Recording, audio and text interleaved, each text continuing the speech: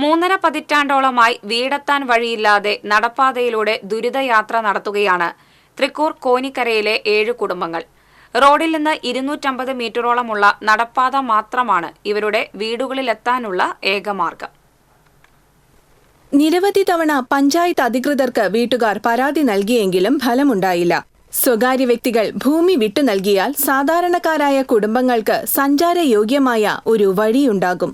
സ്ഥലം വിട്ടു നൽകാൻ ചില ഉടമകൾ തയ്യാറാണെങ്കിലും അതിനെല്ലാം മുൻകൈയെടുത്ത് നടപ്പിലാക്കാൻ അധികൃതരാരും മുന്നോട്ടു വരുന്നില്ലെന്നാണ് വീട്ടുകാരുടെ ആക്ഷേപം.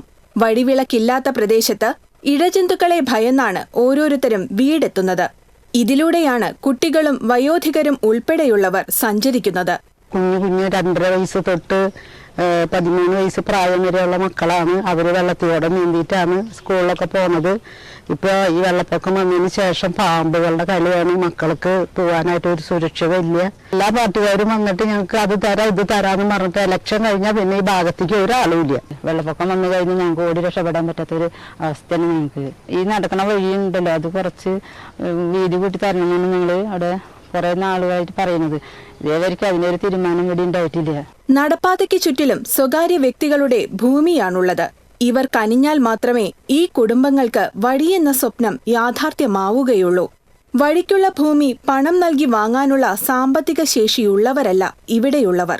അധികൃതർ സ്വകാര്യ വ്യക്തികളെ കണ്ട് സംസാരിച്ചാൽ ഒരുപക്ഷെ അവർ സ്ഥലം വിട്ടു നൽകുമെന്നുള്ള പ്രതീക്ഷയാണ് ഇവർക്കുള്ളത്. അസുഖം വന്നാൽ അവരെ ഉന്തുവണ്ടിയിൽ റോഡിലേക്ക് എത്തിക്കുകയാണ് പതിവ്. മഴക്കാലമായാൽ വേഗത്തിൽ വെള്ളം കയറുന്ന പ്രദേശമാണ് ഇവരുടേത്. വീടുകളിൽ വെള്ളം കയറി സാധനങ്ങളെല്ലാം റോഡിലേക്ക് എത്തിക്കാൻ ഏറെ പ്രയാസമാണ് ഇവർ അനുഭവിക്കുന്നത്. അധികൃതർ ഇടപെട്ട് വീടുകളിലേക്ക് വാഹനമെത്താൻ കഴിയുന്ന രീതിയിലുള്ള വഴിയൊരുക്കി തരണമെന്നാണ് നാട്ടുകാരുടെ ആവശ്യം. TCV പുതുക്കാട്.